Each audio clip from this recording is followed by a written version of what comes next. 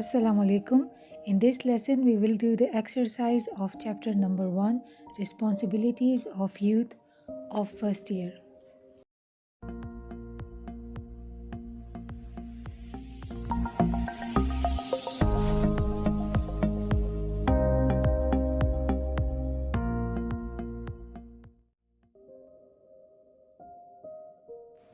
Question number 1. Why does the Quaid stress on youth to be continuously vigilant? Answer. Quaid stress upon the youth to be vigilant because he wants them to equip themselves for the battle of life. He wants them to keep an eye on those who would backstab them or use them for their own purposes. Such people would destroy them and even the state. He also states that, firstly, beware of the fifth columnist among ourselves. Secondly, guard against and weed out selfish people who only wish to exploit you so that they may swim. Thirdly, learn to judge who wish to serve the people with heart and soul and support them. Question number 2. What, according to the Quaid, is the prime responsibility of youth? Answer. Quaid states the following prime responsibilities of youth. According to him, the youth should be disciplined, united, and must have a constructive spirit in order to raise their nation to the heights of success. He also stresses that they should be honest to themselves, to their parents. They should be devoted to their studies. Quaid strongly suggests youth to work hard and focus on their studies, as the government needed well-educated and efficient individuals. As the Quaid says, it is easy to go to jail or fight for freedom than to run a government. Question number 3. Having read the text of Quaid's speech, what traits of character the Quaid wants to see in educated youth? Answer. Quaid wants the youth to be well educated, disciplined, and vigilant in every field of life. Only then they could actively play a role in the progress of the country. According to him, the prime responsibility of youth is to be honest to themselves, their parents, and their state. And for that they have to devote their attention solely to their studies. Quaid strongly suggests the youth to work very hard and to focus on their studies, as well-learned individuals can help their country to progress even more. Question number 4. What advice does the Quaid give to the youth about the choice of career? Answer. Quaid always used to motivate youth to spend their maximum time and energy in studies. He says that after graduating, our youth thinks about government service. According to Quaid, the youth has to change this thought, as now they are living in a free state where they could be anything other than a government employee. He advises them to divert their attention, aims, and goals to other channels, fields, and avenues that would provide them more opportunities to excel in life. He prefers the youth to go for technical education, learn banking, commerce, trade, and law. He motivates youth towards doing manual work and labor, and tells them that they must not feel ashamed while doing such menial work. Question number 5. Compare and contrast the youth of today with the ideal youth of Quaid as described in his speech. Answer.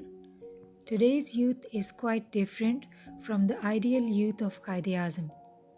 Today's youth is dejected and hopeless, while the youth of Quaid was vigilant, hopeful, and energetic.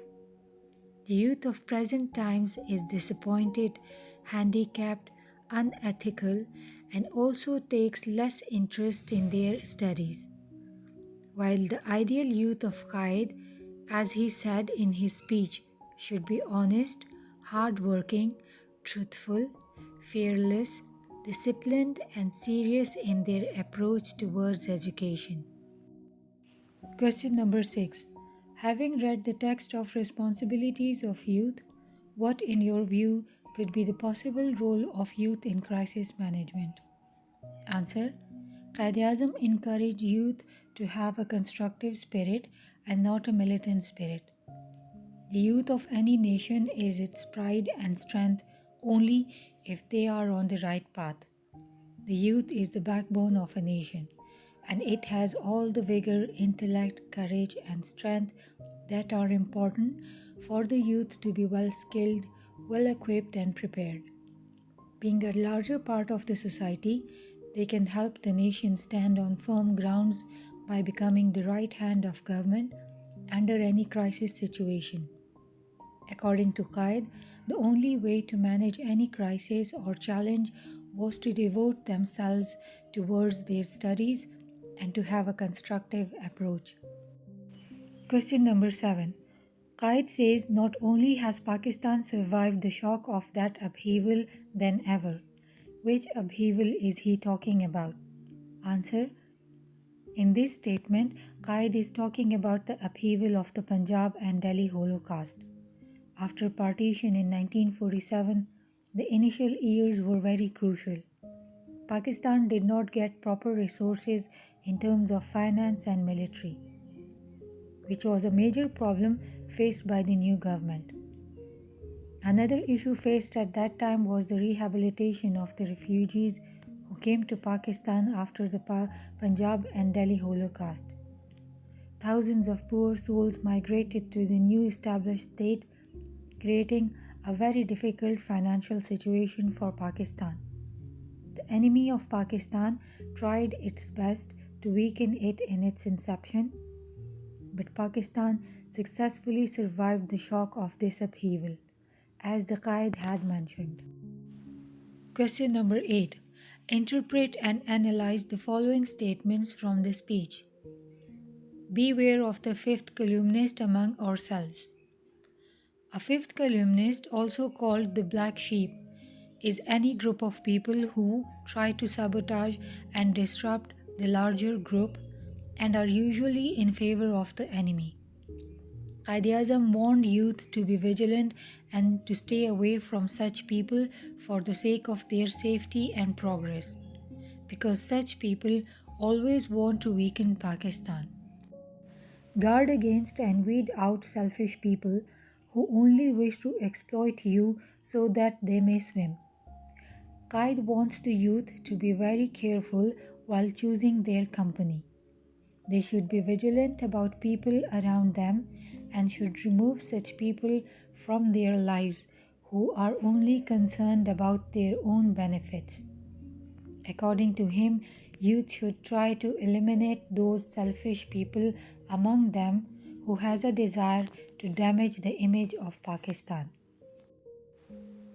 Hitherto, you have been following the rut. All you think and hanker for is government service. Now, I want you to get out of that rut and that mentality, especially now that we are in free Pakistan.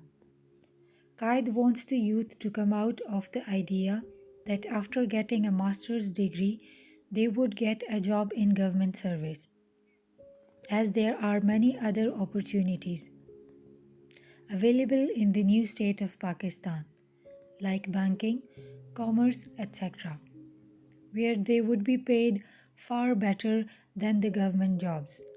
He asks the youth not to follow the same pattern of applying for government jobs, but instead they must look for new ideas and opportunities. Summary. The text is taken from the speech of Quaid-e-Azam, which was delivered on 24th March 1948 at Dhaka University's convocation. While addressing the students, the Quaid throws light on the responsibilities that the youth of the newly established state of Pakistan have. The speech begins where Quaid states that how he was approached by the Vice Chancellor and how thankful he is to talk to the youth not as the head of the state, but as a friend. Here, he also congratulates students who won laurels for their university and says that now they are entering into the practical life, so they should understand their responsibilities well. The Qaid says that we have broken the shackles of slavery and now are a free state. He says that the youth should have constructive spirit and vigor to serve the nation, and they must show fairness to their parents, their state. At that time, the most challenging task for the government of a newly born state was the rehabilitation of refugees with minimum financial and military resources. Pakistan was continuously threatened by the enemies in its very inception. At that stage, it was very important for the youth to be well skilled, well equipped, and prepared. Qaid always used to motivate youth to spend their maximum time and energy in studies. He says that after graduating, the youth must not run after getting government jobs. He asks the youth to divert their minds to other fields and avenues that for sure would provide more and better opportunities to them.